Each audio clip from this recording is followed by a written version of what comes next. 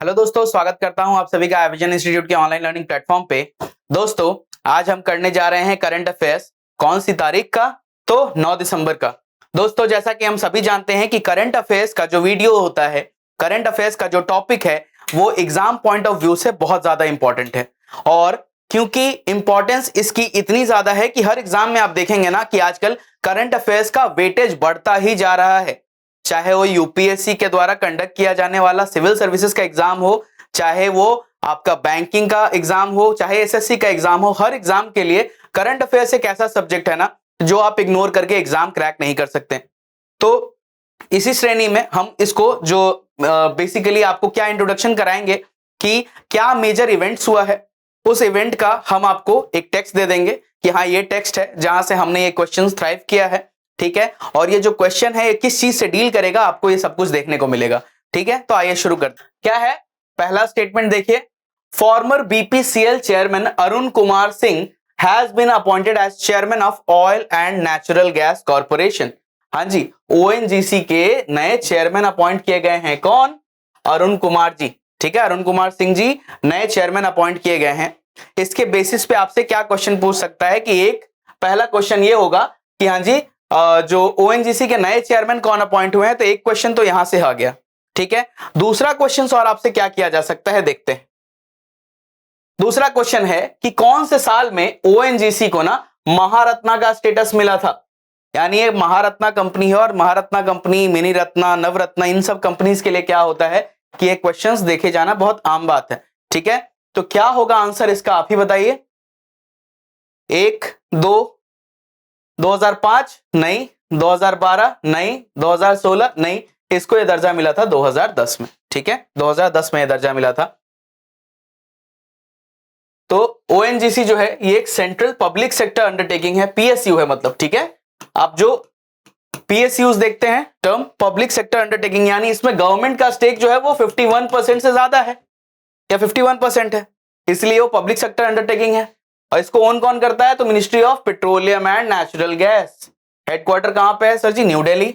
और स्टैब्लिश कब हुआ था? तो 14 अगस्त 1956। हर लाइन अपने आप में एक क्वेश्चन है सर, हर लाइन अपने आप में क्वेश्चन है कि कब स्टैब्लिश हुआ था ये पूछ सकता है, हेडक्वार्टर कहां है ये पूछ सकता है, उसके बाद ये एक पीएसयू है और पीएसयू क्या होता है ये भी आपसे पूछ सकता है। तो चलिए अगला क्वेश्चन देखते हैं। अगला क्या है स्टेटमेंट, देखिए, मीराबाई चानू ने सिल्वर मेडल जीता है 2022 के वर्ल्ड वेट लिफ्टिंग चैंपियनशिप में, जो कहां पे हो रहा है? तो बोगोटा कोलंबिया में हो रहा है।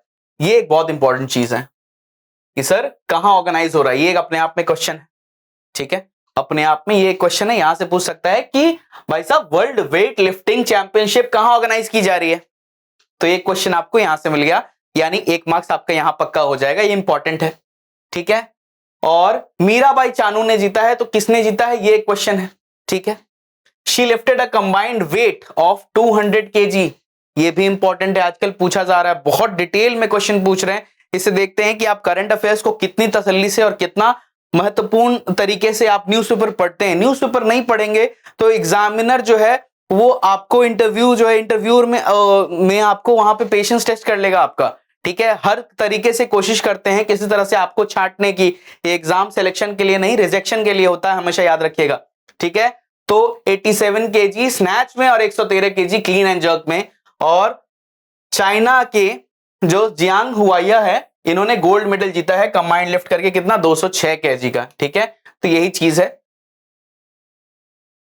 नेक्स्ट, तो क्वेश्चन भी इसी के ऊपर है और आंसर आपको पता है। ठीक है, क्वेश्चन क्या है कि who won the silver medal at 2022 world weight lifting championship in Colombia on 7 December 2022? Is it Chanu Saikhom Mirabai, Karnam Malleswari, Jeremy Lal Nilunga या विकास ठाकुर? आंसर है आपका चानू साइखोम मीराबाई। ये पूरा नाम याद रखना बहुत जरूरी है। ठीक है, आपको मीराबाई चानू याद रहता है, लेकिन चानू साइखोम मीराबाई, मीराबाई चानू जी का पूरा नाम है। ठीक है, आंसर और एक्सप्लेनेशन हम लोगों ने दे रखा है, ये आप पढ़ सकते हैं एक बार। Next, reserve bank of India ने अपना की लेंडिंग रेट, ठीक है, 35 बेसिस पॉइंट से बढ़ा दिया है, 6.25 पे पहुंच गया ये परसेंट। ठीक है, और ये दिखा रहा है कि इन्फ्लेशन जो है आपका कंटिन्यूअसली माने ये जो इन्फ्लेशन का है उसको स्लो करने के लिए कभी भी बेसिस पॉइंट्स का जब इंक्रीज किया जाता है तो याद रखिएगा क्यों किया जाता है उन बेसिस पॉइंट्स को इंक्रीज? ताकि आपका इन्फ्लेशन को कम किया जा सके, मार्केट से जो डिमांड है उसको कम करने के लिए। और कम करने के लिए क्या करना होगा? मार्केट में जो एक्स्ट्रा पैसा पड़ा है उसको आप खींच लेंगे। कैसे खींचेंगे? तो ये मॉनेटरी पॉलिसी का एक टूल है आरबीआई का, जिसमें वो आपका लेंडिंग रेट को बढ़ा देता है, ताकि बैंक्स को अब लेंडिंग जब महंगी पड़ेगी तो बेसिकली वो क्या करेंगे? पैसा जब आरबीआई से लेना ज्यादा महंगा पड़ेगा तो कम लेंगे, तो कम लेंगे तो पैसा कम लेंड करेंगे। ये भी एक तरीका है। ओपन मार्केट ऑपरेशंस है, एसएलआर को बढ़ा दिया। तो ये सारा चीजें हैं जो आरबीआई करता है मार्केट में इन्फ्लेशन को डाउन करने के लिए। तो ये लैंग्वेज आपको मिलेगी।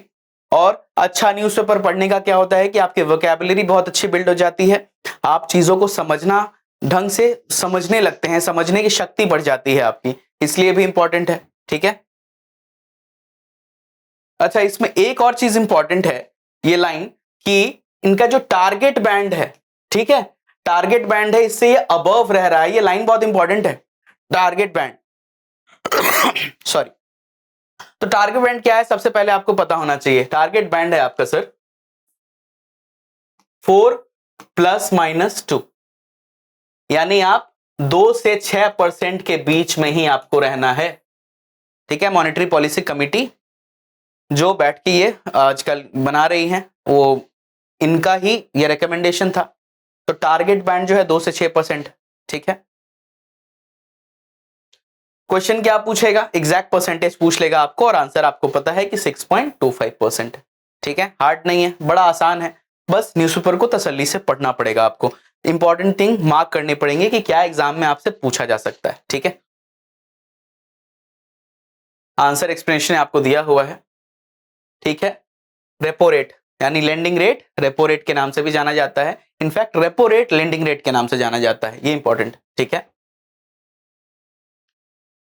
अच्छा, एक सेकंड, ये और एक चीज है, 35 बेसिस पॉइंट्स। ठीक है। याद रखिएगा, बेसिस पॉइंट्स क्या है? 100 बेसिस पॉइंट्स का 1% होता है।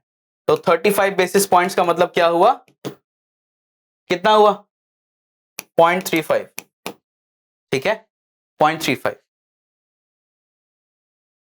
Next, union minister Anurag Thakur ने इंडिया का पहला ड्रोन यात्रा इनॉग्रेट किया है। कहां पे? At drone skiing and training conference in Chennai. सबसे पहला ये क्वेश्चन आएगा कि drone skiing and training conference कहां ऑर्गेनाइज हो रहा है? ठीक है। तो आंसर क्या है आपका? चेन्नई में। चेन्नई में ऑर्गेनाइज हो रहा है सर। और इसको इनॉग्रेशन किसने किया है? तो यूनियन मिनिस्टर अनुराग ठाकुर ने किया है। ठीक है, अनुराग सिंह ठाकुर ने। देखिए क्वेश्चन, देखिए सेम चीज है, और इसी बेसिस पे क्वेश्चन बनते हैं, अलग कुछ नहीं है। एग्जाम में कोई रॉकेट साइंस नहीं है, करंट अफेयर्स, बस न्यूज़पेपर, उससे क्या इंपॉर्टेंट है पॉइंट आउट करिए और देखिए आंसर मिल जाएगा आपको। ठीक है, हार्ड नहीं है। The board of control for cricket in India, BCCI ने ट्यूसडे को अनाउंस किया है क्या? ऋषिकेश कानितकर बैटिंग कोच बनेंगे सीनियर वुमेन्स क्रिकेट टीम के। कौन जी? ऋषिकेश कानितकर। ऋषिकेश कानितकर को वुमेन्स टीम का, क्या वुमेन्स क्रिकेट टीम का क्या बनाया गया है? Batting coach. ठीक है, इसी पे भी सवाल होगा। सवाल भी यही है कि कौन अपॉइंट किया गया है। इजी क्वेश्चन, बिल्कुल। अगर आपको पता है तो पता है, नहीं पता तो नहीं पता।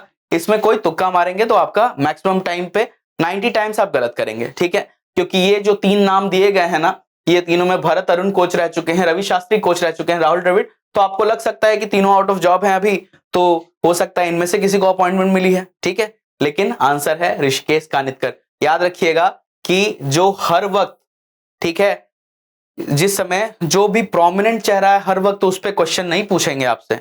क्वेश्चंस ऐसे लोगों पे पूछते हैं जिनकी अपॉइंटमेंट जो होती है ऑल ऑफ अ सडन होती है, थोड़ी चौंकाने वाली होती है। जैसे ये अपॉइंटमेंट थोड़ी चौंकाने वाली आपको हो सकती है। ठीक है, क्योंकि ये नाम बहुत प्रोमिनेंट नहीं है, आपने इतना सुना नहीं है। ठीक है, बीसीसीआई ने फॉर्मर क्रिकेटर ऋषिकेश कानितकर को अपॉइंट किया है as the new batting coach of Indian women's team on 6 दिसंबर 2022। और ये 5 मैच की T20 सीरीज जो है ऑस्ट्रेलिया से, जो 9 दिसंबर से शुरू हो रही है, उसके लिए ज्वाइन करेंगे। अच्छा, साइक्लोनिक स्टॉर्म मैंडस, नाम बहुत इंपॉर्टेंट है sir. Move with a speed of 12 kilometre per hour during past 6 hours and ले सेंटर्ड एट 14:30 यानी 2:30 पे इंडियन स्टैंडर्ड टाइम से of today December 8 about 390 kilometre east south east of Karaikal and about 480 south east of Chennai. सबसे बड़ी बात है कि ये जो हो रहा है ना, ये स्टॉर्म ये कहां पे आ रहा है, अगर आप देखेंगे नाम से तो कराईकल, चेन्नई, ये सब ईस्टर्न कोस्ट पे हो रहा है। ठीक है, अगर ये इंडिया है तो ये ईस्टर्न कोस्ट पे हो रहा है सारा कुछ, और ये ईस्टर्न कोस्ट यानी बे ऑफ बंगाल, बंगाल की खाड़ी में हो रहा है सर।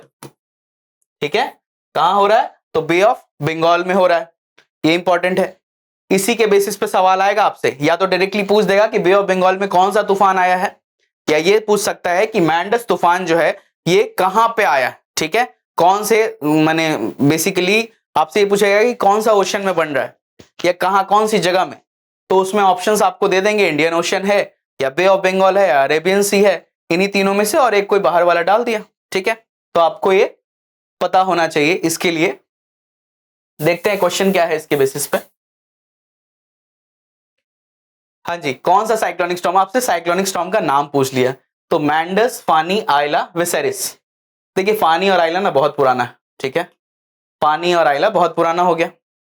विसेरिस नाम थोड़ा सा गेम ऑफ थ्रोन्स टाइप का लग रहा है, यानी ये ऐसे ही जानबूझ के कंफ्यूज करने के लिए ऑप्शन दिया, कुछ नाम उसको दिखा नहीं, तो अल्टीमेटली बचा क्या, मैंडस। ठीक है, और this is the correct answer. 6 दिसंबर को आया था, यानी 6 दिसंबर से तूफान चल रहा था, आज भी मूव किया है, इसीलिए इंपॉर्टेंट है ये। ठीक है, sorry, मैंडस intensified into a low pressure area over South Andaman Sea and its neighborhood. It is very likely to move towards North Tamil Nadu, Puducherry and South Andhra Pradesh by 8 दिसंबर। हुआ भी वही है, 8 दिसंबर को कराईकल में आपको देखा गया है, तमिलनाडु में, चेन्नई में देखा गया है, तो बिल्कुल सही प्रेडिक्शन है। सीनियर यक्षगन आर्टिस्ट, यक्षगन बहुत इंपॉर्टेंट सवाल होगा ये। यक्षगन एक फॉर्म है, आर्ट है, कल्चर है, और इंडिया का आर्ट एंड कल्चर पे बहुत सवाल पूछे जाते हैं। ठीक है, तो एमएलए भी थे ये, कुंबले सुंदर राव। कुंबले सुंदर राव बेसिकली जो हाल फिलहाल जिनका निधन हो गया, ये पूछेगा कि किस क्षेत्र से संबंधित थे। ठीक है, ही बिलोंग टू और he was associated with which field, answer आपको पता होना चाहिए, ही वाज अ यक्षगन आर्टिस्ट। ठीक है, तो ये क्वेश्चन पूछ सकते हैं आपसे, ये पहला प्रोफेशनल यक्षगन आर्टिस्ट थे, बहुत इंपॉर्टेंट, बहुत इंपॉर्टेंट सर, पहला प्रोफेशनल यक्षगन आर्टिस्ट थे, इसलिए बहुत प्रोमिनेंट फिगर हैं ये। ठीक है, इनके निधन से एक बड़ी क्षति हुई है आपको, और ये कर्नाटका लेजिस्लेटिव असेंबली में ना, ठीक है, सूरतकाल कॉन्स्टिट्यूएंसी से दक्षिण कन्नड़ में 1994 में बीजेपी के टिकट से जीत कर पहुंचे थे। ठीक है, तो ये इंपॉर्टेंट है। इसमें क्वेश्चन क्या आ सकता है, आपको मैंने बता दिया कि ये कौन से फील्ड से जुड़े थे, ये पूछ सकता है आपको। ठीक है, और उसके बाद एमएलए कुंबले सुंदर राव, ठीक है, वो बोल देंगे कि ये एक तो फील्ड का सवाल पूछ लिया, और अगर आपको पता है कि आर्टिस्ट भी है थोड़ा एरिया, तो यक्षगन के साथ 3-4 नाम और दे दिए। ठीक है, कि इसके सिंगर थे तो इसके ये थे, इसके आर्टिस्ट थे, ऐसा आपको पूछ देंगे, और उस समय आपको कंफ्यूजन हो जाएगी। ठीक है, तो इसलिए अगर आपको ढंग से पता है, नोट्स बनाए हैं आपने, तो आप इजिली इस सवाल को डील कर सकते हैं। ठीक है, देखिए क्या पूछा है आपसे, देखिए कहां स्टेट, कौन से स्टेट से बिलोंग करते थे, ये भी एक सवाल है सर। और स्टेट तो हमने देखा कर्नाटका लेजिस्लेटिव असेंबली, तो कर्नाटका आंसर इजी है। इजी तब है जब पता है, नहीं पता है तो कुछ भी इजी नहीं है। ठीक है,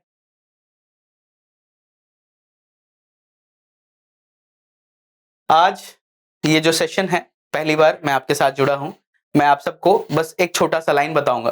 ठीक है, एक बहुत अच्छी पोयम है जिसकी स्पेलिंग मिस्टेक है यहां पे,